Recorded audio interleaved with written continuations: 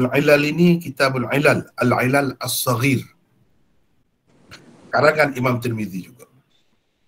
Kitab Ilal ni ada dua, Ilal Saghir dan Ilal Kabir, karangan Imam Tirmizi. Tadi kita dah belajar Sunan Tirmizi ataupun Jami' Tirmizi namanya tadi. Ilal Saghir ni sebenarnya lebih kepada muqaddimah kepada kitab Sunan Tirmizi tadi. Cumanya dalam cetakan-cetakan lama, ia terletak di hujung Sunan Tirmizi, di belakang Sunan Tirmizi. Itu bezanya dengan setengah-setengah tu sekarang ni dia letak di hadapan Sunan Tirmizi, sebab dia ni lebih kepada muqaddimah untuk Sunan Tirmizi. Jadi penting sangatlah kalau kita belajar Sunan Tirmizi itu, kita kena tahu juga tentang ilal, sebab dalam ni disebutkan oleh Tirmizi kaedah-kaedah yang digunanya dalam penulisan Sunan Tirmizi. Kalau tuan-tuan peserta-peserta sekalian nak tengok ni Ilal Kabir, ni Ilal At-Tirmizi Al-Kabir, ni Ilal Kabir namanya. Ilal Kabir ni sebenarnya komentar Imam Tirmizi dari sudut sanad dan sebagainya yang terkandung di dalam Sunan Tirmizi. Ini misalnya bab maja' fi fadli at-tuhur, bab yang mula-mula. Di situ komentar Tirmizi, qala Abu Isa At-Tirmizi. Hadisnya dia tidak sebut dah. Dia bincang tentang komentar Imam Tirmizi itu. Lepas tu adalah tokoh tambah sedikit sebanyak tu. Ada situ. Ni semua mengikut bab Sunan Tirmizi. Maknanya kalau kita ada kitab ini lebih lengkap lah. Maklumat kita, persediaan kita untuk memahami Sunan Tirmizi itu. Ini namanya Ilal Kabir. Adapun Ilal Saghir, ni Ilal Saghir. Saya nak tunjuk dulu sebelum kita. Ni Ilal Saghir yang diambil daripada Syamilah. Ni Ilal Saghir. Ni Ilal Saghir dalam Syamilah. Kira-kiranya ini edisi dia lah, Syamilah. Jadi yang kita nak belajar sekarang ni, yang kita nak bincang sekarang ni, duduk di sini. Duduk sini. Ni. Ini. Dah sampai ke sini, tinggal sikit lagi. Dalam nota kita ni, ni qira'ah alal alim al-munawalah sampai kepada hadis mursal. Tinggal 3 saja lagi tajuk dia yang belum dibincangkan. Kira-kiranya saya menganggap nota ke-9 tu kira-kiranya habis dah lah.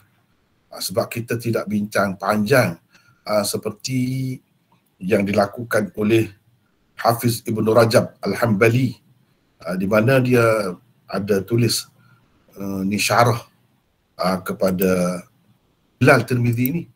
Syarah dia tu agak detail, Kemudian dita'liq dan ditahqiq pula oleh beberapa orang. Ni antaranya Syarah Ilal Tirmizi yang ni.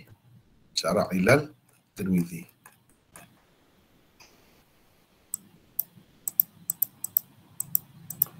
Ini tulisan siapa ni?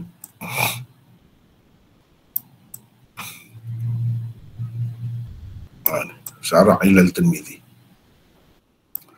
Oleh tahqiq dirasah Dr. Hammam Abdul Rahim Sa'id.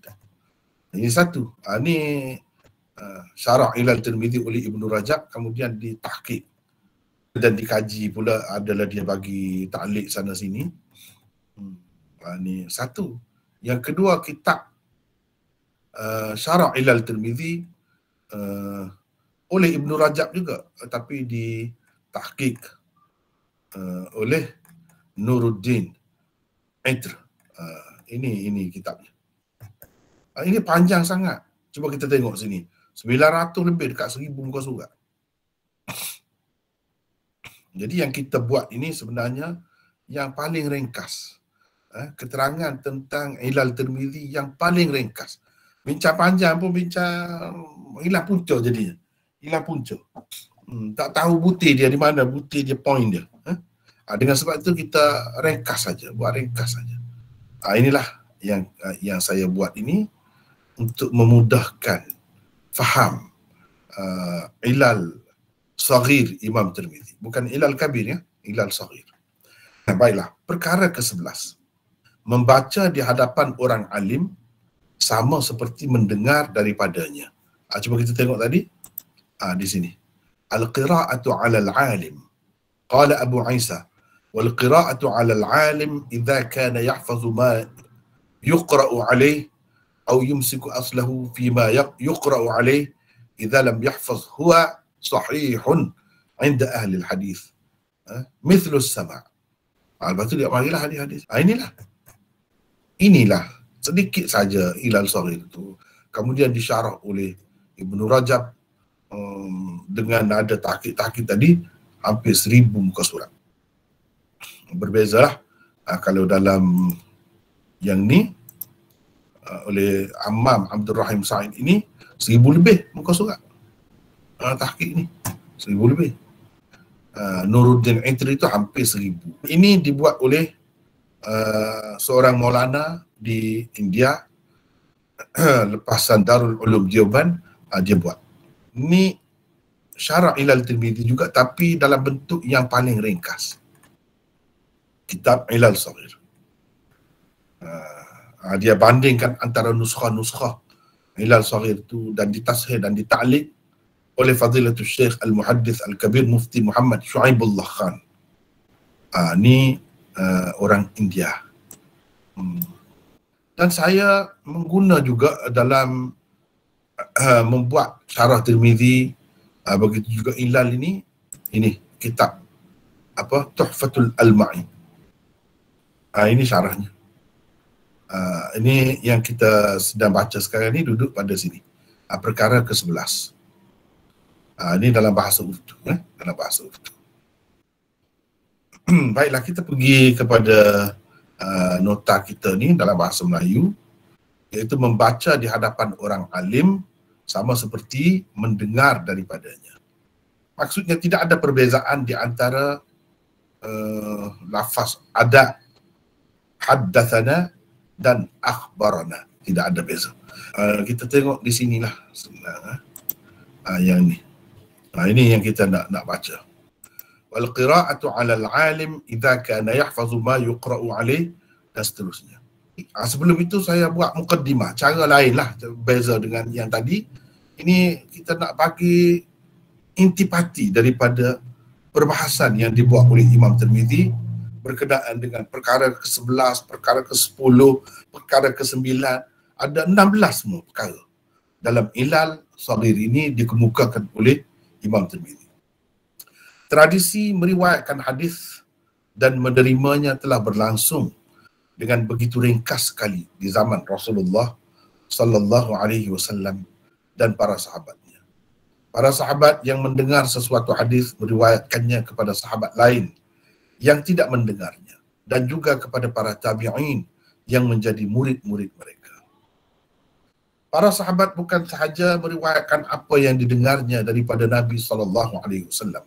Mereka juga turut meriwayatkan kepada orang-orang lain apa sahaja yang disaksikan oleh mereka telah dilakukan oleh Rasulullah sallallahu alaihi wasallam. Maksudnya af'alur Rasul, tindakan, perbuatan apa yang dilakukan oleh Rasulullah itu pun diceritakan juga, diriwayatkan juga oleh sahabat. Atau diperakui, yang diperakui Rasulullah sallallahu alaihi wasallam, yang kita panggil takrir.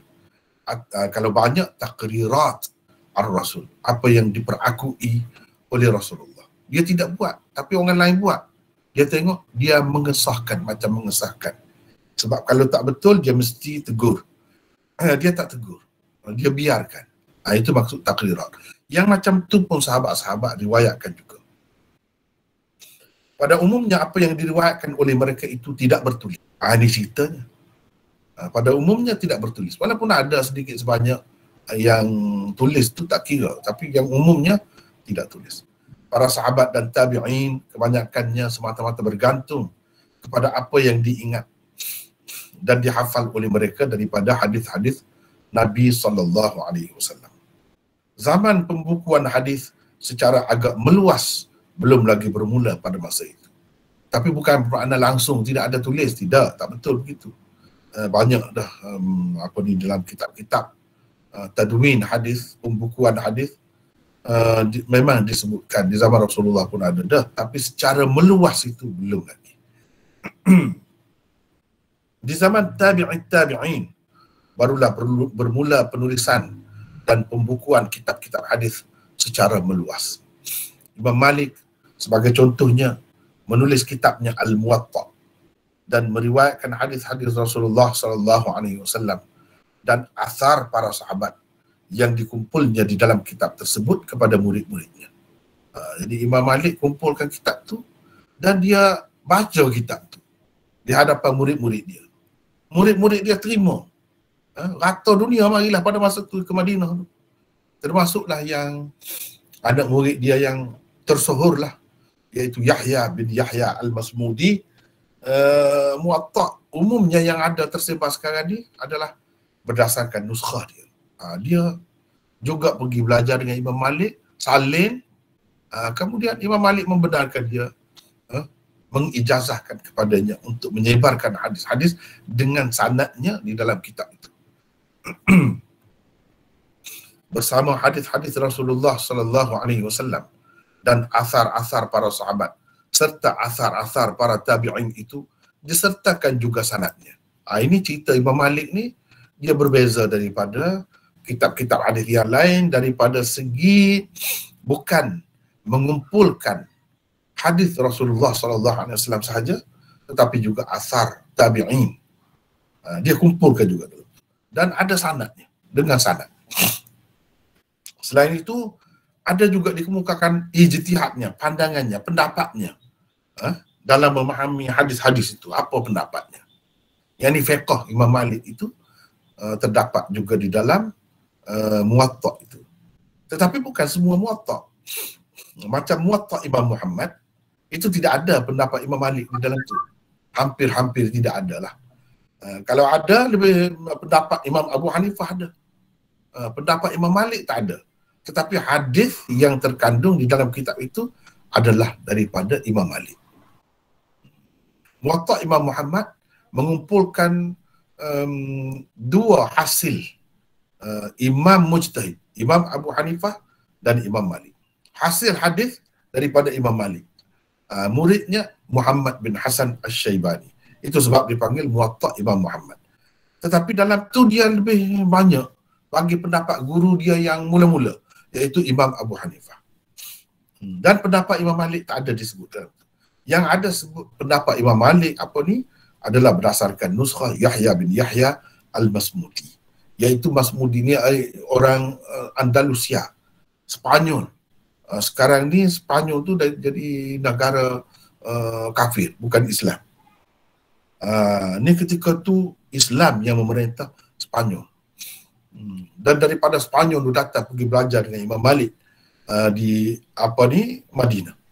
Apabila selesai kandungan sebuah kitab hadis disampaikan oleh seorang penulis kitab hadis kepada murid-muridnya, ia akan mengijazahkan, yakni membenarkan kepada mereka untuk menyebarkannya kepada orang-orang lain dengan sanad yang tercatat di dalam kitab berkenaan. Seperti kita baca Bukhari lah. Sanad Imam Bukhari itu dia benarkan. Anak murid dia riwayatkan dengan sanad dia dalam kitab Sahih Bukhari. Begitu juga Imam Malik lebih dahulu lagi. Pada ketika sistem penyampaian hadis dengan cara itu mula-mula diperkenalkan, ada juga ulama yang tidak membenarkannya. Bagaimanapun kebanyakan tokoh-tokoh muhaddisin membenarkannya. Lebih ramai membenarkannya. Mereka bukan sahaja membenarkannya, malah menyebar luaskan lagi sistem itu. Tulis kitab, ada sanad, lepas tu ijazahkan kepada murid-murid. Mana murid-murid belajar kitab itu, baca di hadapan guru, lepas tu guru membenarkan mereka, menyebarkan kepada orang lain. Begitulah bertali-tali, bersambung-sambung sanadnya sampai kepada kita. Antara alasan mereka membenarkannya ialah terdapatnya beberapa peristiwa di mana Rasulullah SAW menghantar sahabat-sahabatnya kepada kabilah-kabilah tertentu untuk menyampaikan ajaran-ajaran agama Islam kepada mereka. Setelah ajaran-ajaran utama agama Islam disampaikan kepada mereka oleh para sahabat, mereka menghantar wakil kepada Rasulullah sallallahu alaihi wasallam di Madinah untuk memastikan kebenaran apa yang disampaikan oleh para sahabat itu kepada mereka. Mereka memperdengarkan semua ajaran yang telah disampaikan oleh sahabat-sahabat yang diutuskan kepada mereka. Jadi sahabat tu pergi tempat dia, dia kata Nabi baru, Nabi yang terakhir ni ajaran dia macam mana? Dia ajar begini. Dia kata sembahyang itu kena kerjakan sembahyang 5 waktu dalam sehari semalam. Kena berpuasa, kena begini. Jadi bila mereka dengar, mereka pergi nak dapat pengesahan daripada Rasulullah. Bila pergi, Nabi kata, ya betul. Gitulah. Jadi sama juga dengan kitab ni. Kitab ni baca depan guru mengesahkan. Itulah tempat alasan mereka, tempat sandaran mereka. Mereka memperdengarkan semua ajaran yang telah disampaikan oleh sahabat-sahabat yang diutuskan kepada mereka. Setelah mendengar semuanya, Nabi SAW memperakui dan mengesahkannya. Inilah sebenarnya asas kepada penulisan kitab-kitab hadis. Kemudian kitab itu diijazahkan, dibenarkan murid-murid. Orang yang mendengarnya, menerimanya, meriwayatkan terus kepada orang lain. Dan seterusnya sampai kepada kita sekarang ini. Peristiwa-peristiwa itu seperti itulah yang dijadikan dalil oleh golongan ulama yang membenarkan cara penyampaian hadis yang baru diperkenalkan pada masa itu. Perinciannya dapat dilihat di dalam Sahih Bukhari pada bab ma jaa fil ilm. Sebagai contohnya, di situ ada disebutkan macam mana di peringkat awal itu penerimaan hadis. Imam At-Tahawi telah menulis satu risalah khusus mengenai topik ini. Namanya ialah At-Taswiyah baina haddathana wa akhbarana. Maknanya tidak ada perbezaan di antara haddathana dan akhbarana. Makna sama saja dua istilah itu. Walaupun risalah itu tidak dicetak hingga kini, tetapi Ibnu Abdul Barr telah mengemukakan intipatinya di dalam kitab beliau Jami'u Bayanil Ilmi wa Fadlih. As-Suyuti di dalam Tadrib Ar-Rawi mengemukakan 3 pandangan ulama mengenai perkara ini. Saya nak minta sesiapa baca dah pula. Saya dah baca dah, buat mula dah tu. Ada siapa nak baca daripada sini? Assalamualaikum Maulana, saya boleh cuba? Waalaikumsalam warahmatullahi. Siapa ni? Muhammad Kamal daripada Ipoh, Perak. Silakan. Saya rasa Muhammad Kamal ni dah pernah baca kan? Ada, saya baca semalam. Saya baca yang akhir tu. Ya. Silakan. Bermula daripada Imam Malik ni kan? Sini. Imam Malik. Okay. Nampak ke tidak ni saya gelapkan ni? Nampak. Situ. Daripada situ. Bismillahirrahmanirrahim. As-Suyuti di dalam Tadrib Ar-Rawi mengemukakan 3 pandangan ulama mengenai perkara ini. Ya. Imam Malik, para ulama satu atau yang pertama? Satu, Imam Malik, para ulama Madinah, ulama Kufah dan lain-lain berpendapat kedua-dua cara penyampaian hadis menggunakan 2 lafaz tersebut, haddatsana dan akhbarana, itu sama sahaja. Kedua-duanya boleh digunakan tanpa melebihkan salah satu daripadanya. Ya. Yang kedua, muhaddithin dari negeri-negeri sebelah timur pada umumnya melebihkan cara pertama, iaitu penggunaan lafaz hadatsana. Hafiz Ibnu Hajar berpendapat cara pertama dianggap lebih apabila guru dan murid setaraf atau murid lebih afdal daripada gurunya. Dalam keadaan guru lebih afdal dari murid pula, cara kedua, penggunaan lafaz akhbarana dianggap lebih afdal. Ya. Yang ketiga, Imam Abu Hanifah, Ibnu Abi Ibu Abi Zib dan lain-lain pula berpendapat cara kedua penggunaan lafaz akhbarana lebih afdal. Alasan mereka ialah kalau guru yang membawa dan membaca. Alasan mereka adalah kalau guru yang membaca dan kebetulan berlaku kesilapan, maka pada kebiasaannya murid tidak akan menegurnya. Berbeza keadaannya kalau murid yang membaca dan berlaku kesilapan dalam pembacaannya, guru tanpa berasa keberatan akan menegurnya dengan mudah. Ya. Dalam sistem pengajian hadis hari ini, khususnya di benua kecil India, muridlah biasanya membaca di hadapan guru. Guru jarang sekali membaca. Terdapat 3 lafaz sirah selalunya digunakan dalam penyampaian hadis, iaitu hadatsana, akhbarana dan amba'ana. Adakah ketiga-tiganya sama sahaja atau ada perbezaan di antaranya? Imam Tirmizi akan mengemukakan 7 riwayat nanti. Keterangan tentang ada atau tidak perbezaan di antara 3 lafaz tersebut akan diterangkan nanti di celah-celahnya. Itu mukaddimah kepada perkara yang ke-11 ni. Yang Imam Tirmizi akan bincangkan. Sekarang ni Imam Tirmizi pula bincang itu sebagai pendahuluan daripada saya lah. Perbincangan akan datang ni sekitar inilah. Sekitar yang kita telah baca tadi. Perbincangan yang akan datang ni adalah berkenaan dengan perkara yang kita baca tadi. Ni daripada sini. Daripada sini ni. Itulah semuanya kesimpulannya. Itulah intipatinya. Jadi kalau panjang-panjang sangat pun takut jadi hilang punca. Intipati atau intisari apa yang akan dibincangkan oleh Tirmizi di sini, ni dalam kurungan ini.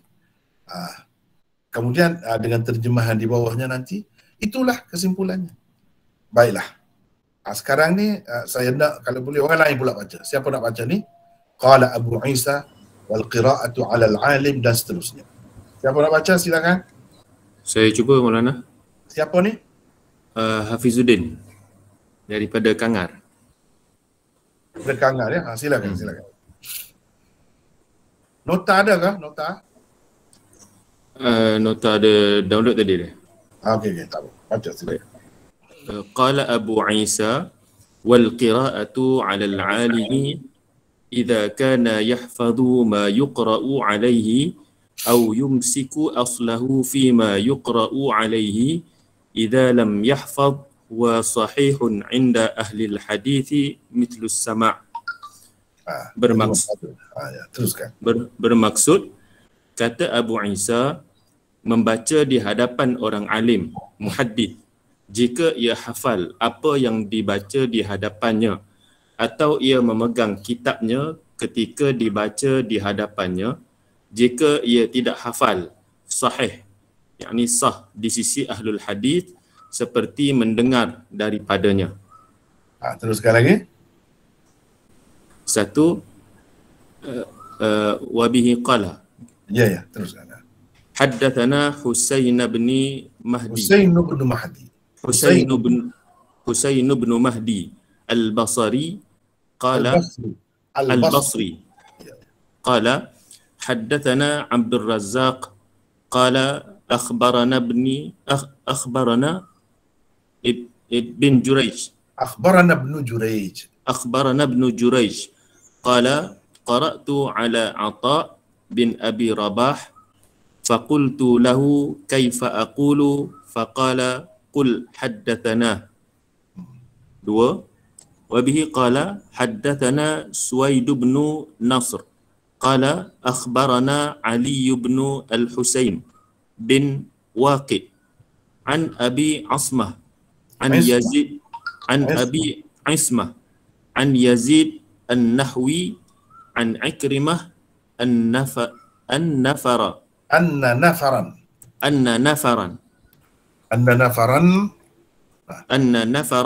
قدموا على ابن عباس min ahli at-Taif min ahli at-Taif bi kitabin min kutubihi faja'ala yaqra'u alaihim fayaqdimu wa fayuqaddimu wa yuakhiru faqala inni balihtu bulitu lihadhihi al-musibati faqra'u alayya fa in iqrari bihi fa inna iqrari bihi ka qiraati alaikum. 3. Wa bihi qala haddathana Suwaid bin Nasr qala akhbarana Ali bin al-Husain bin Waqid an abihi an Mansur bin al-Mu'tamir qala idza nawala ar-rajulu kitabahu akhara faqala irwi hadha anni falahu ay yarwiyahu. Gini ya, dengar saya baca sekali ya. Dengar saya baca. Wa bihi qala haddathana Suwaid bin Nasr qala akhbarana Ali bin al-Husain bin Waqid. Begitu. Sambung. Jangan bin gitu lah. Bin tu jadi Melayu lah. Kena sambung. An abihi an Mansur bin al-Mu'tamir. Seterusnya. Okey, tak apa, baca terjemahan dia. Bermaksud, kata Abu Isa At-Tirmizi, 1. Husain bin Mahdi Al-Basri meriwayatkan kepada kami, katanya, Abdul Razak meriwayatkan kepada kami, katanya, Ibnu Jurayj meriwayatkan kepada kami, katanya, aku membaca di hadapan Atha bin Abi Rabah, lalu aku berkata kepadanya, bagaimana harus saya ucapkan apabila hendak menyampaikannya kepada orang lain? Jawab Atha, katakan haddathanahu, dia telah menyampaikan hadis ini kepada kami. 2. Suwaid bin Nasr meriwayatkan kepada kami, katanya Ali bin Al-Husain bin Waqid meriwayatkan kepada kami daripada Abi Asmah, daripada Yazid An-Nahwi, daripada Ikrimah, katanya sesungguhnya ada sekumpulan orang Taif datang menemui Ibnu Abbas dengan membawa salah satu kitab beliau. Maka kerana kelemahan penglihatannya, beliau membaca kitabnya itu di hadapan mereka dengan tidak teratur. Lalu beliau, Ibnu Abbas berkata, sebenarnya saya telah terperangkap dalam, yakni telah diuji dengan musibah ini, iaitu kelemahan penglihatan. Oleh itu, biar kamulah yang membacanya di hadapanku kerana pengesahanku sama juga dengan aku membaca di hadapanmu. 3. Suwaid bin Nasr meriwayatkan kepada kami, katanya, Ali bin Al-Husain bin Waqid meriwayatkan kepada kami daripada ayahnya, daripada Mansur bin Al-Mu'tamir. Kata beliau, apabila seseorang memberikan kitabnya kepada seseorang yang lain dan dia berkata, engkau riwayatkanlah apa yang ada di dalamnya daripadaku, maka bolehlah orang yang diberikan kitab itu kepadanya meriwayatkannya. Setakat itu dulu. Kalau ada sesiapa nak baca lagi, silakan. Saya boleh. Siapa tu? Fadil. Fadil Muhammad Fadil ni pada mana ni? Teluk Intan Perak. Teluk Intan Perak. Pernah baca rasanya Fadil ni kan? Semalam. Ya. Silakan baca. Wa sami'tu Muhammad bin Ismail yaqulu sa'altu Aba Asim Nabil an hadith faqala iqra' alayya fa ahbabtu an yaqra'a huwa faqala anta la yujizul qira'ata faqad kana la yujizul qira'ah. Dia tanya. Arab lama ni tak ada tanya begini ya, tapi tanya ada di situ. Gitu. Faqala anta la yujizul qira'ah. Anta la yujizu qira'ah. La yujizu sepatutnya la tujizu. Di sini cuba kita tengok ni. Mana yang keempat? Yang keempat. Ni anta la tujizul qira'ah, sepatutnya tujizu. Ini pasal saya copy paste daripada sini ya. Apa yang ada lah sepatutnya di sini tujizu seperti tadi ya. Antala tujizu sini. Tujiz. Baca terus. وقد كان سفيان الثوري ومالك بن منع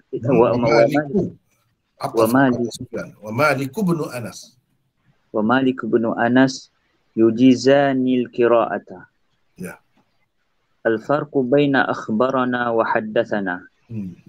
حدثنا أحمد بن وبه قال حدثنا أحمد بن الحسين قال وبه قال حدثنا أحمد بن الحسين. وبه حدثنا أحمد بن الحسين وبه قال حدثنا أحمد بن الحسين قال حدثنا يحيى ابن سليمان. Jangan ibnu kita. يحيى بن سليمان الجعفي البصري قال عبد الله بن وهب ما كنت قال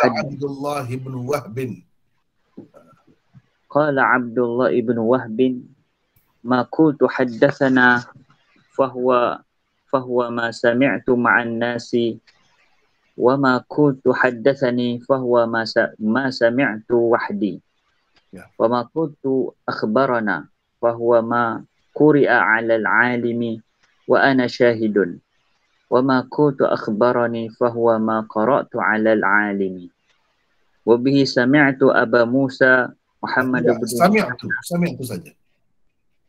سمعت أبا مثنى. Kalau kita nak sebut pun qala di sini. قال سمعت أبا موسى محمد بن المثنى يقول سمعت يحيى ابن سعيد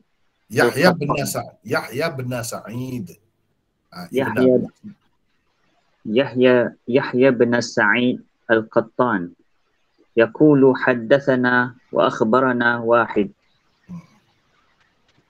وبه قال أبو عيسى كنا عند أبي مصعب المديني فقرئ عليه بعض حديثه فقلت له كيف تقول فقال قل حدثنا أبو مصعب. كيف تقول sekejap sepatutnya kaifa naqul ini yang betul. Kaifa taqul itu tak tepat ini sebab saya copy daripada sini banyak yang salah ya. Tak apa, kita boleh baiki sama-sama, itu yang pentingnya kita belajar tu. Kaifa naqul kaifa naqul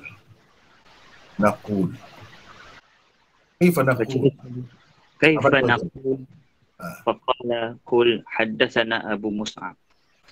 Kata dulu. Baiklah. Kita kembali semula ke tempat mula-mula kita baca tadi. Jadi sini perbincangan di sini Imam As-Suyuti di dalam Tadrib Ar-Rawi. Ini syarah kepada Taqrib An-Nawawi.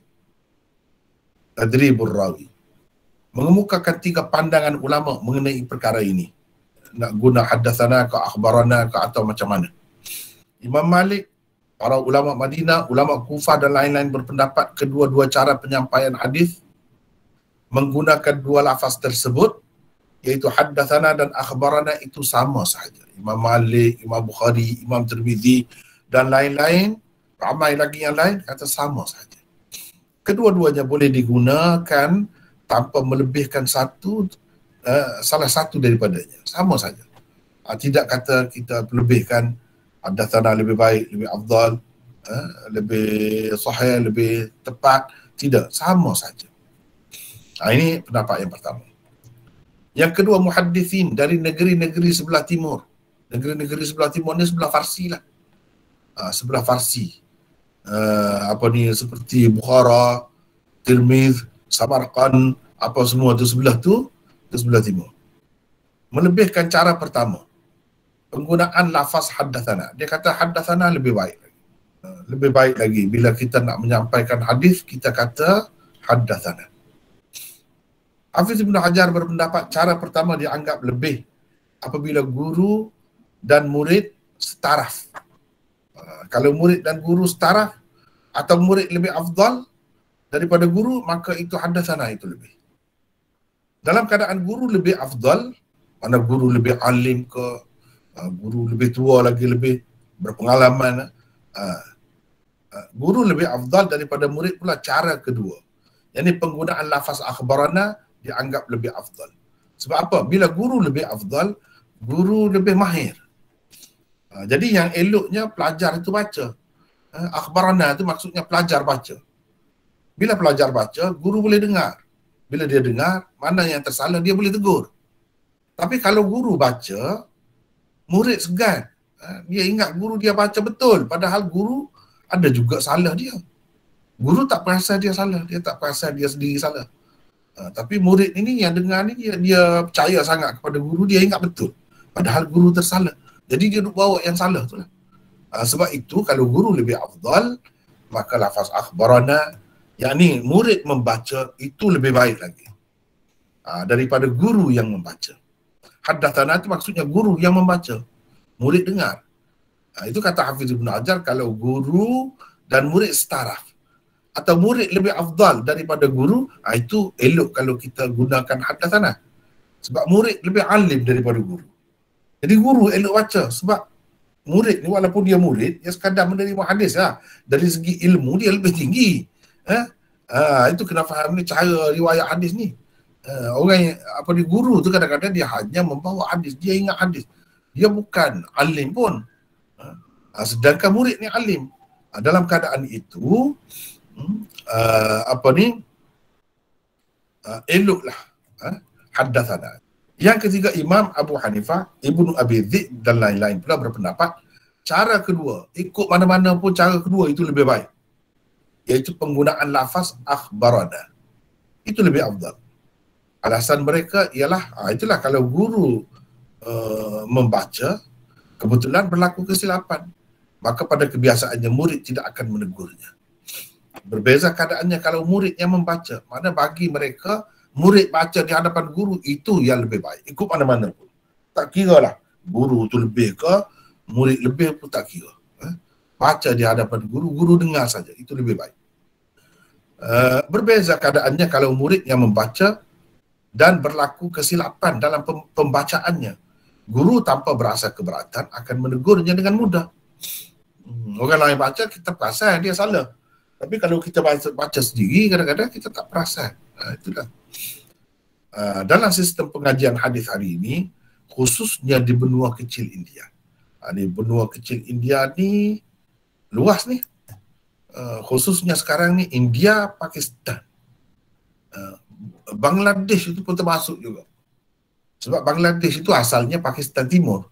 Dia satu itu, sekira satu itu. Jadi zaman dahulu sebelum negara ni terpisah, dia satu saja, dipanggil benua kecil India. Syibhul Qarah Al-Hindiyah, semi benua lah, tidak benua betul benua kecil, kita panggil benua kecil sebab bukan benua betul, benua kecil. Jadi ini termasuk tiga negara ni. Muridlah biasanya membaca di hadapan guru. Guru jarang sekali membaca. Jadi guru dengar sajalah. Jadi kalau ada salah, dia tegur. Gitu caranya. Terdapat tiga sirah. Ini tiga lafaz selalunya digunakan dalam penyampaian hadis, iaitu haddatsana, akhbarana dan amba'ana. Adakah ketiga-tiganya sama saja atau ada perbezaan di antaranya? Ini Imam Tirmizi akan mengemukakan 7 riwayat nanti.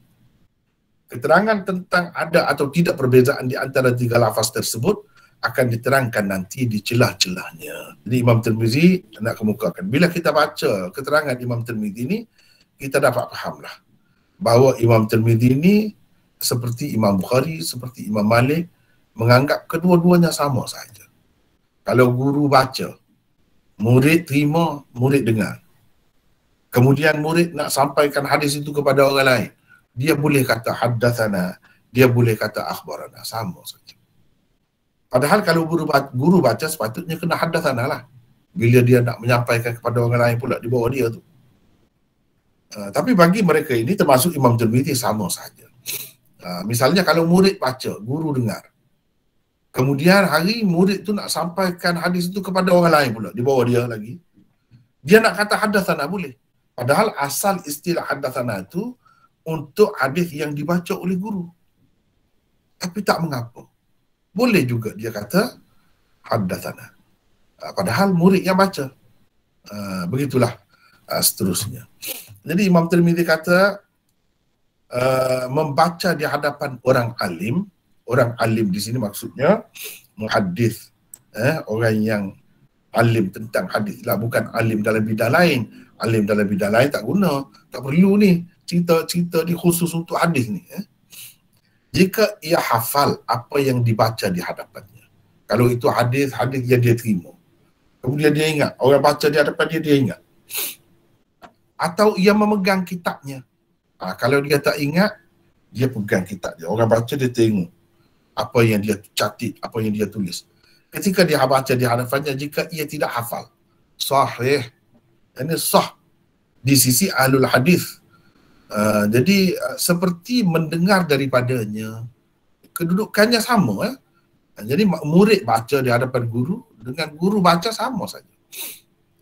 Murid boleh saja membaca di hadapan guru dan guru dengar. Sama seperti guru baca dah. Macam itu pun. Ini pendapat Imam Tirmizi. Dan dalam Tirmizi ni kalau ada tempat hadatsana, akhbarana itu lebih kurang sama.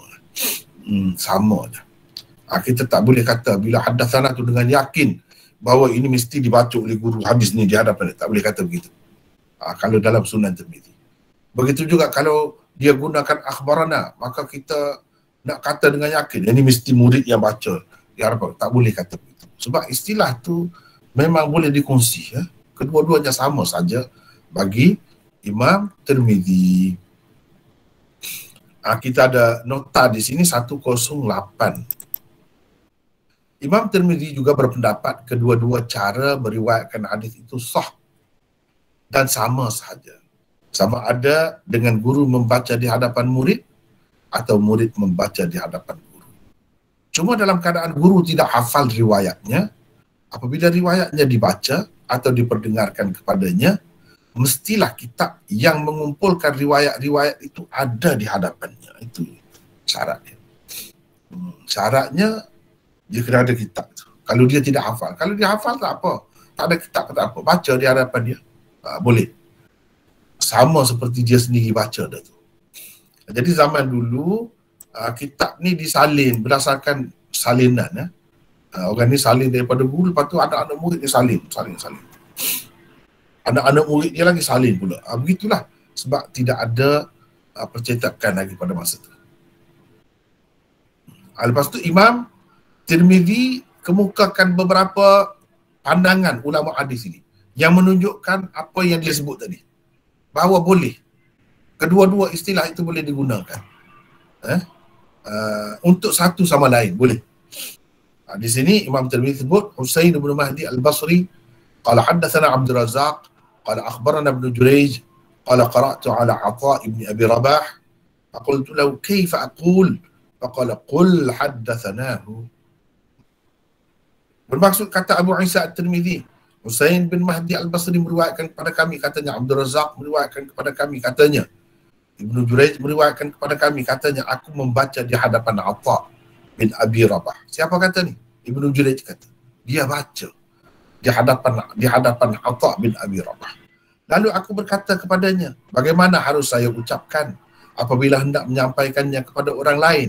Nanti semula kalau saya nak sampaikan hadis ini kepada orang lain, saya nak kata macam mana, lafaz mana saya nak guna? Jawab Atha, katakan haddatsanahu. Maksudnya dia telah menyampaikan hadis ini kepada kami. Haddatsanahu.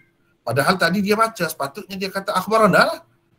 Tidak. Ini menunjukkan bagi Atha, haddatsana boleh juga digunakan walaupun murid yang membaca di hadapan guru. Cuba kita tengok sini. Nota 109. Riwayat ini menunjukkan bagi Atha kedua-dua lafaz penyampaian hadis, orang panggil sighatul ada, itu sama sahaja. anda boleh saja memakai lafaz haddatsana atau akhbarana ketika meriwayatkan hadis guru anda. Padahal kalau mengikut pandangan golongan ulama yang mengatakan ada perbezaan di antara dua istilah tersebut, sepatutnya Atha menyuruh Ibnu Jurayj menggunakan lafaz akhbarana sebab dia yang baca, Ibnu Jurayj yang baca. Kerana Ibnu Jurayj yang membacanya di hadapan beliau. Ini kerana lafaz haddatsana dipakai ketika meriwayatkan hadis yang diterima daripada guru dengan guru membacanya di hadapan murid. Dan akhbarana pula dipakai ketika meriwayatkan hadis yang diterima daripada guru dengan murid membaca di hadapannya. Ini menunjukkan boleh sebenarnya. Atha bin Abi Rabah ni seorang tokoh ulama besar hadis dan fiqh. Dia kata guna haddatsana pun boleh. Nak akhbarana pun boleh. Akhbarana tu lagi boleh lah sebab memang Ibnu Jurayj yang baca. Kalau nak kata haddatsana pun dia benarkan. Menunjukkan bagi beliau kedua-dua istilah sama sahaja. Cuba kita tengok ni. Saya nak bawa kepada kitab ni ya.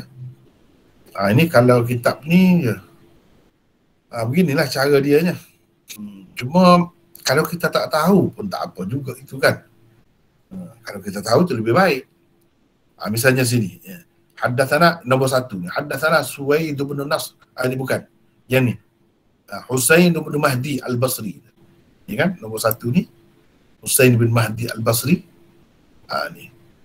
Jadi dalam kitab-kitab syarah yang jadi panjang-panjang tu, dia huraikan satu-satu di perawi ni pula. Jadi sanad Imam Tirmizi kemukakan cerita Ibnu Jurayj ini sahih ke tidak?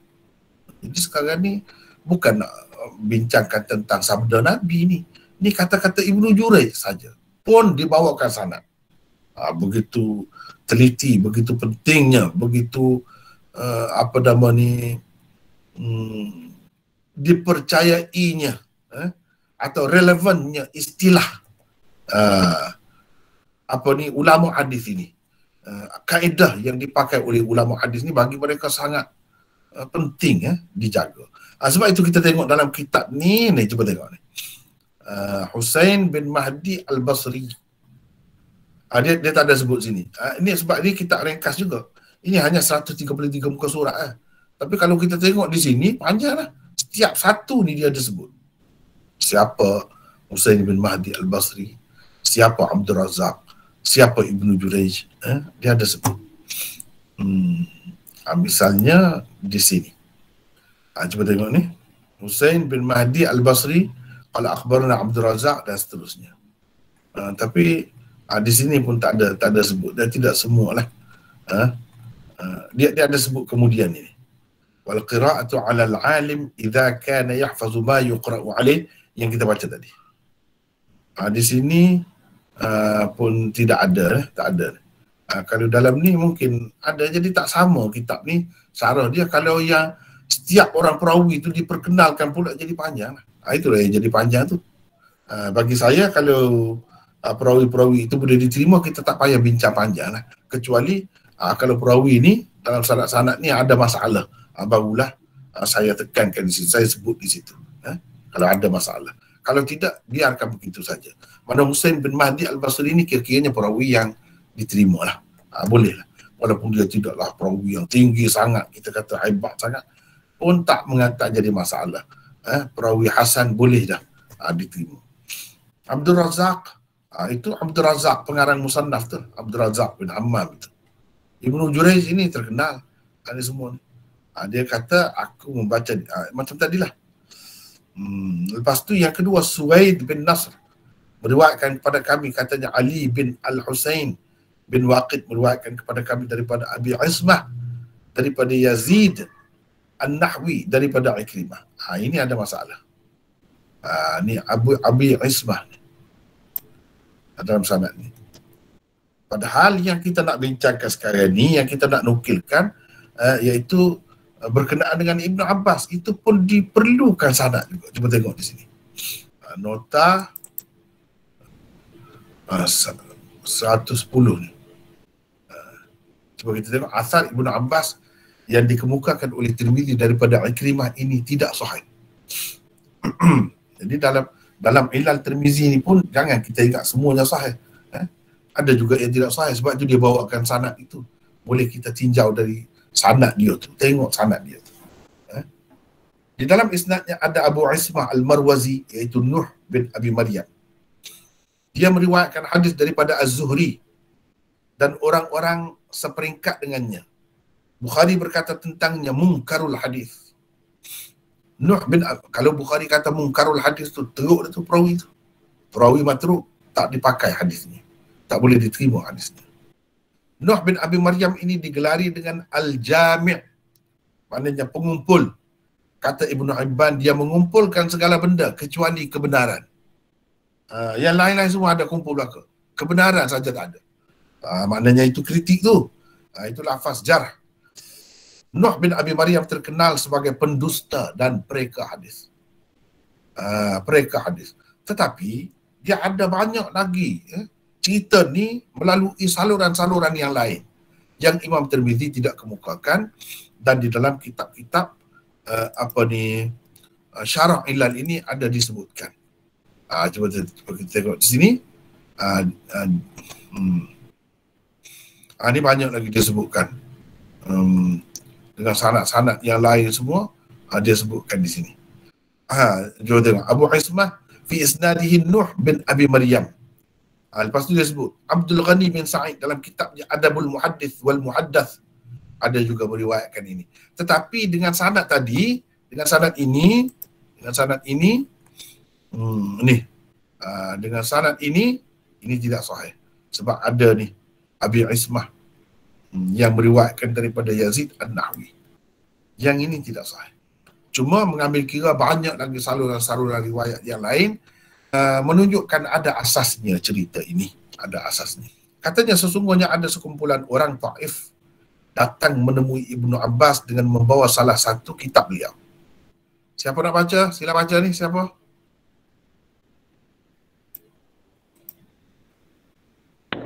Boleh saya baca, Maulana? Boleh. 111 ya? Ya. Baik. Riwayat ini menunjukkan Ibnu Abbas telah pun menulis dan mencatat hadis-hadis Nabi SAW sehingga menjadi sebuah buku. Buku yang ditulis beliau itu telah pun tersebar semasa beliau masih hidup lagi.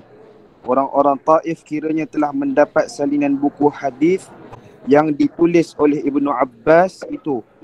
Untuk mendapat kepastian dan pengesahan daripada Ibnu Abbas sendiri, di samping mahukan sanad yang lebih tinggi, mereka pergi bertemu Ibnu Abbas. Riwayat ini menunjukkan Ibnu Abbas pada mulanya cuba membaca sendiri buku yang dibawa oleh mereka kepadanya. Tetapi kerana kelemahan penglihatan, beliau menyuruh mereka saja membacanya. Dalam keadaan itu, bacaan mereka lah yang dianggap lebih baik oleh Ibnu Abbas. Selain dari itu, Ibnu Abbas juga berpendapat sama sahaja kedua-dua cara penerimaan hadis tersebut. Kerana itulah beliau berkata, pengesahanku terhadap apa yang kamu baca di hadapanku sama juga dengan aku membaca di hadapanmu. Itu kata dia. Maknanya di sini ada dalil daripada Ibnu Abbas yang menunjukkan kedua-dua cara tu, terima tu sama saja. Dengan sebab itu kita boleh gunakan haddatsana di tempat akhbarana di tempat haddatsana tidak jadi masalah. Itulah dalil bagi Imam Tirmizi dan orang lain yang sependapat dengannya. Mana dalilnya? Itulah dalilnya. Baca lagi, teruskan. Baik. Riwayat ini juga menunjukkan di kalangan sahabat telah pun ada orang mempunyai kitab tersendiri yang mengumpulkan hadis-hadis Rasulullah sallallahu alaihi wasallam, sama ada yang diterimanya secara langsung daripada Rasulullah atau yang diterimanya dengan perantaraan sahabat-sahabat lain. Buku-buku mereka itu bahkan telah tersebar dengan agak meluas di kalangan generasi tabi'in. Ibnu Abbas ni salah seorang sahabat yang telah menulis hadis Rasulullah sallallahu alaihi wasallam semasa hidup Nabi sallallahu alaihi wasallam lagi dan selepasnya. Tetapi buku ini kiranya siap selepas, sebab Ibnu Abbas ini secara langsung dia sempat mendengar hadis Nabi SAW tidak sampai 20 hadis. Jadi tak banyak. Nak jadi satu kitab ni bukan 20 hadis saja, lebih banyak lagi daripada itu. Tapi yang lain-lain tu diriwayatkan secara mursal daripada sahabat-sahabat lain. Itu pun dia masukkan dalam buku. Itu yang jadi tebal, yang jadi banyak juga tu.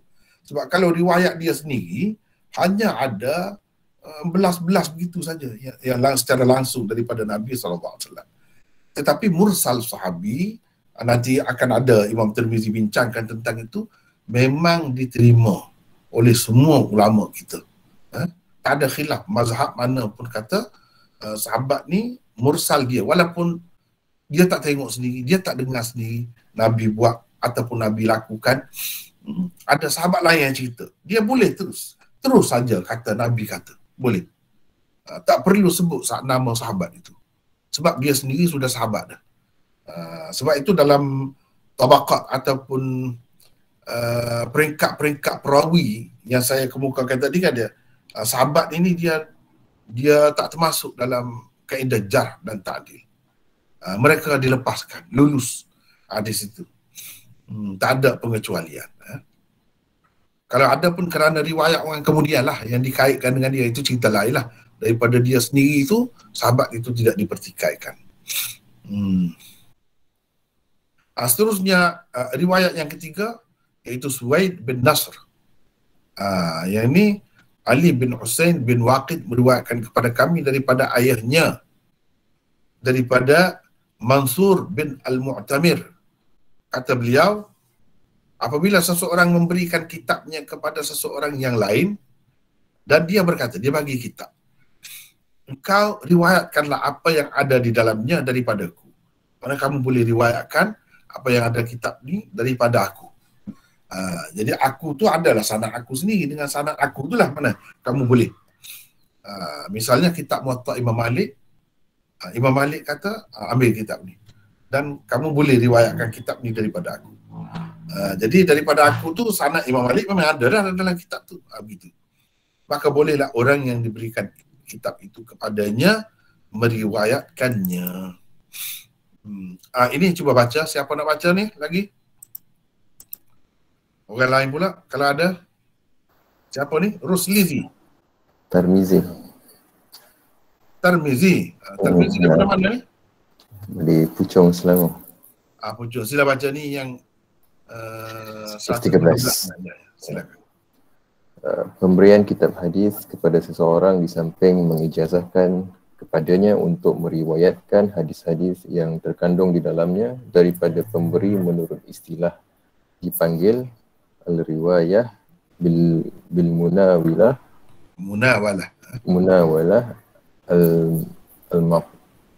al-maqrunah bil ijazah. Al-riwayah bil munawalah al-maqrunah bil ijazah. Ia adalah salah satu cara penerimaan hadis yang dibenarkan dan mutabar dengan kesepakatan para ulama hadis. Perbincangan yang lebih terperinci tentangnya akan dikemukakan di bawah perkara ke-12 nanti. Jadi perbincangan tentang munawalah, ijazah tu apa macam, berapa bentuk ada, itu akan dibincangkan, akan datang. Sekadar di sini hanya nak menguraikan apa yang tersebut dalam riwayat yang dikemukakan oleh Imam Tirmizi ni. Maknanya kalau seorang muhaddis bagi kitab dia, dalam kitab tu ada sanad dia lah, dia bagi dan dia ijazahkan. Serta ijazah, bukan bagi kitab saja. Kalau bagi kitab saja belum berarti dia ijazahkan lagi. Bagi kitab dan mengijazahkan. Maka orang yang terima kitab tu daripada dia bolehlah nak riwayatkan. Jadi nak riwayatkan itu sama ada dengan menggunakan lafaz haddatsana atau akhbarana, kedua-duanya boleh. Saya rasa hari ini setakat itulah dulu kita, sebab masa tak sempat dah. Mungkin kita boleh bersoal jawab, bincang-bincang tentang apa yang kita belajar setakat hari ini. Jadi untuk kali ini saya rasa setakat itulah dulu. Untuk perbincangan seterusnya ya. Nanti kita akan sambunglah kira-kiranya yang ni. dalam sesi ataupun akan datang. Kira-kiranya 2 minggu lagi. Tapi 2 minggu lagi tu saya ada program tu. Program keluarga. Tak boleh lah, tak ada kelas 2 minggu lagi. Mungkin kalau nak diganti pun kena bincang lah macam mana, minggu mana, itu tengoklah. Tapi setakat ni tak ada keputusan lagi ya. Jadi kita berhenti setakat itu dan boleh kita buka perbincangan. Apa-apa yang nak dibincangkan tentang hadis yang pertama tadi, Sunan Tirmizi tadi, dan yang ini, yang baru ni. Silakan. Ada apa-apa? Ada apa-apa kemusykilan? Kata ingat dah tadi. Assalamualaikum Maulana. Waalaikumsalam. Ya. Saya dulu lah. Okey. Silakan. Saya dari Labuan. Okey. Macam perkataan yang Imam Tirmizi guna gharib tu kan? Ya. Kenapa Imam Tirmizi tak guna perkataan dhaif? Boleh mungkin ada penjelasan Maulana? Masih Ya, sama. Gharib itu dia istilah itu lebih luas. Gharib tidak semestinya makna dhaif. Ada kalanya gharib dengan makna tafarrud perawi. Bila tafarrud perawi, makna perawi itu bersendirian dalam meriwayatkan hadis itu. Kalau perawi itu perawi yang kuat, perawi sahih lah kita katakan, hadis gharib itu sebenarnya sahih juga. Tapi sahih yang mutafarrid perawinya, itu dipanggil gharib juga. Jadi istilah gharib Imam Tirmizi, begitu juga orang lain pun dia tidak khusus untuk dhaif, tapi biasanya bila dia sebut gharib tu dengan makna dhaif. Tapi tidak mesti istilah dhaif tu lebih luas. Pada istilah gharib itu lebih luas lebih luas. Sebagaimana kalau ulama-ulama hadis mutaqaddimin, dia ada perbezaan istilah mutaqaddimin, mutaakhirin ini. Kalau dia kata hadis itu dhaif, jangan kita ingat dhaif seperti dalam istilah mutaakhirin. Boleh jadi dhaif yang dia sebut itu sebenarnya maudhu'. Sebab dalam pembahagian mutaqaddimin, maudhu' dia termasuk dalam dhaif tu. Sebab itu kita kena faham istilah siapa yang guna tu. Jadi kalau Imam Tirmizi guna gharib, kita kena ingat. Kita tengok dulu. Ini gharib dengan makna apa? Walaupun kebanyakannya memanglah dengan makna dhaif. Dia pilih istilah itu. Sama juga kalau dia kata Hasan. Dia ada istilah dia sendiri. Hasan dia dalam Tirmizi tidak sama seperti Hasan ulama-ulama hadis yang lain. Kalau kita kata kenapa dia tidak sama begini? Dia tu mujtahid. Dia boleh berbeza dengan orang lain dan orang terima dengan senang hati saja. Tak ada pula orang kata dia memandai-mandai ataupun buat bid'ah ataupun sebagainya. Tak ada siapa berkata. Sebab orang tahu, orang akui semua Imam Tirmizi ni mujtahid dalam bidang hadis. Dengan sebab itu kalau dia buat istilah yang berbeza daripada orang lain, tak ada siapa pun bertikai. Cuma kita kena tahulah. Bila dia guna tu kita kena ingat. Ini istilah dia ni tidak seperti orang lain. Jadi mesti ada dalam kepala kita terus. Begitulah juga tentang gharib tadi. Wallahu a'lam. Maulana. Ya. Assalamualaikum Maulana. Waalaikumsalam. Saya nak tanya satu soalan tadi. Maulana ada sentuh dalam kertas 2. Siapa ni? Saya Wan Ruslan daripada Terengganu ya. Silakan. Dalam kertas 2 Ila Tirmizi tadi, Maulana ada sebut tentang perkembangan Islam di Spanyol. Spanyol, ya. Kita semua tahu di Spanyol tu lahir seorang ulama besar, Ibnu Hazmin. Ya.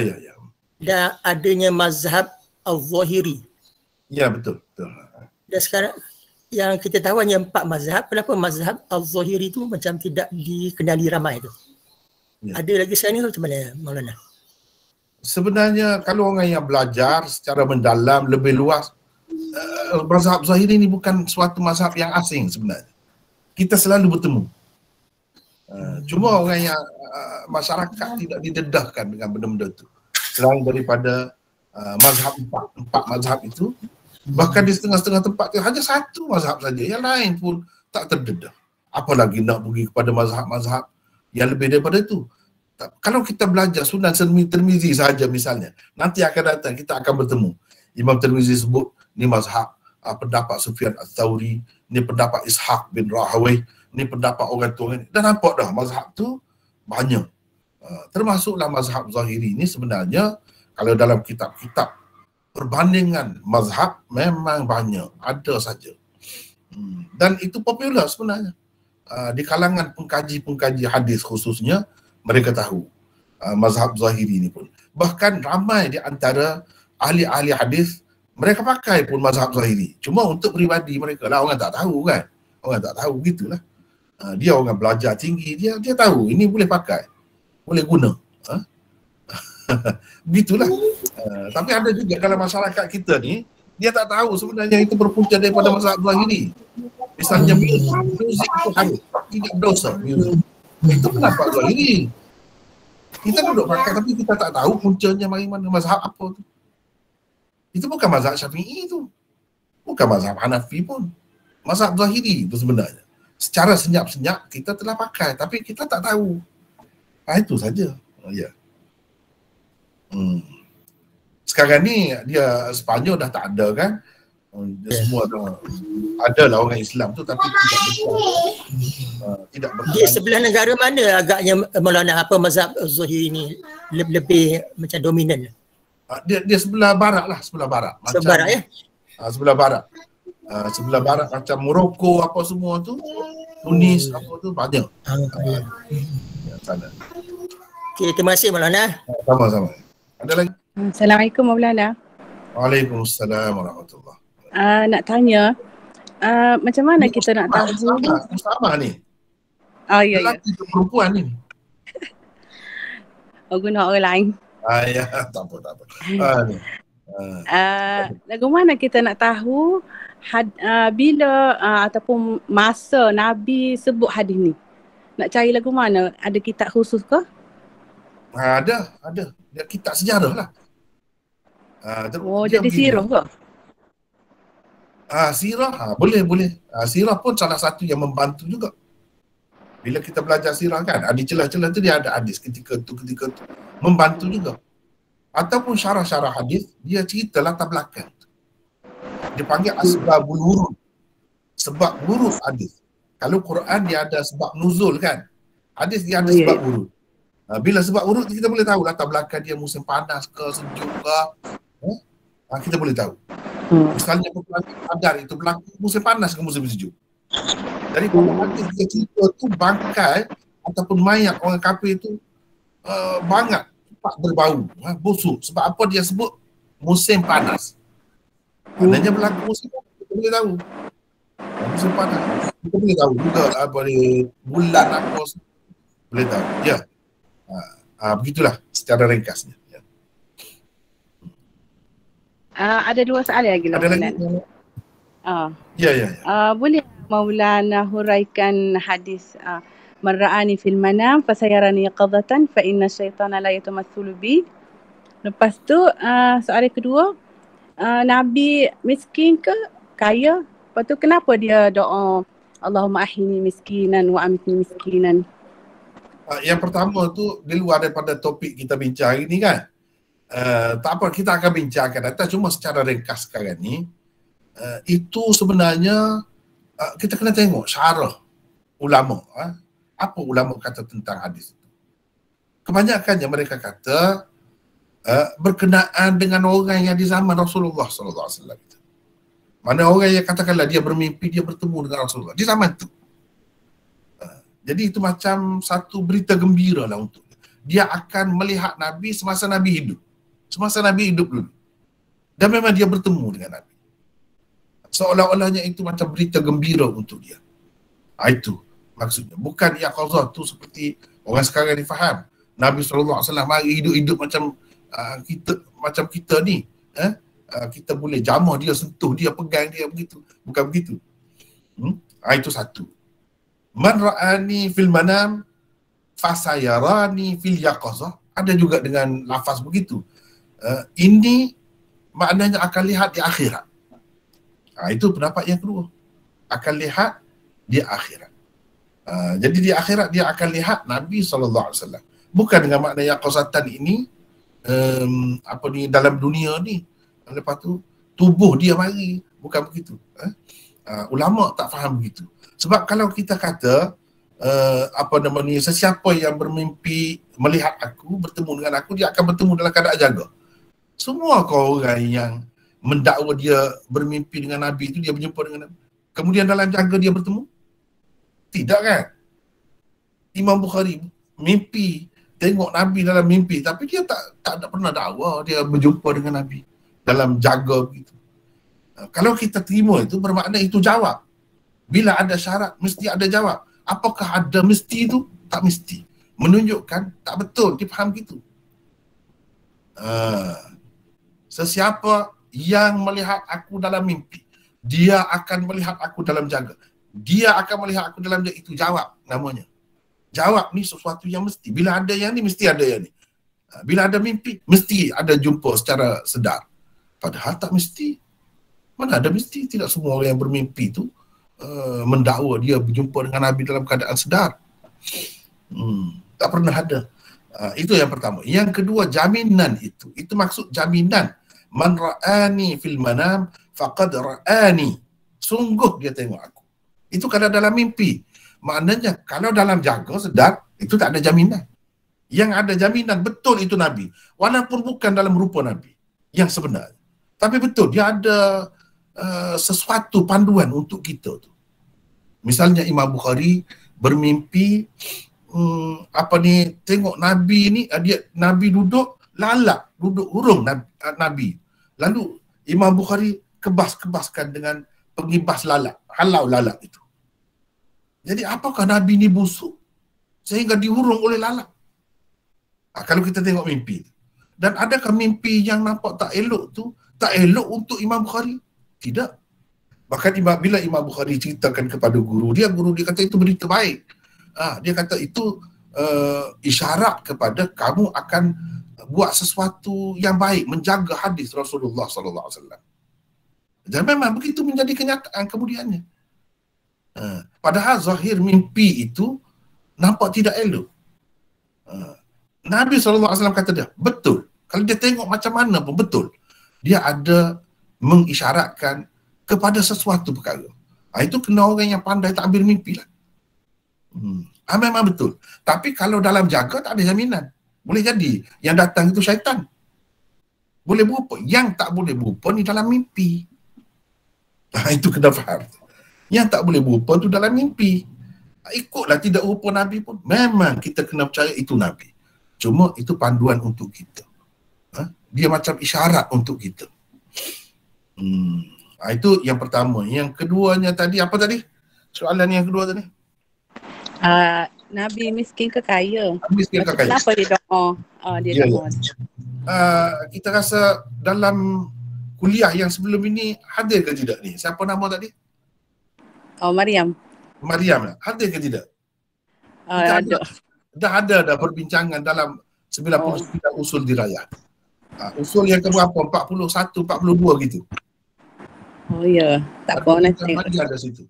Jadi ringkasannya, Nabi suatu peringkat, di peringkat awal memang dia susah. Berdasarkan Quran pun disebutkan begitu. Tapi kemudiannya wa wajadaka ailan fa'aghna. Fa'aghna tu Allah SWT mengkayakan dia. Mana dia memang kaya. Berdasarkan sejarah, berdasarkan hadis-hadis, Nabi SAW memiliki banyak harta. Kalau kita mengambil kira harta Bani Nadir, Yahudi yang dihalau daripada Madinah, sekitar Madinah, berapa banyak harta mereka, semuanya boleh kepada Nabi. Itu situ pun dah kaya banyak dah tu. Apalagi yang lain-lain lagi. Itu memang dia kaya di akhirnya. Bahkan semasa dia berkahwin dengan Khadijah itu pun dia dah kaya dah tu sebenarnya.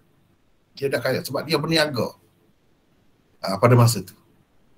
Bukan Nabi ni miskin itu, doa tu ada makna dia lah. Cuba tengok dalam nota kita yang lepas. Kalau tak ikuti patut pun tanya soalan itu. Rasanya kalau dah ikuti itu selesailah. Itu saja ya.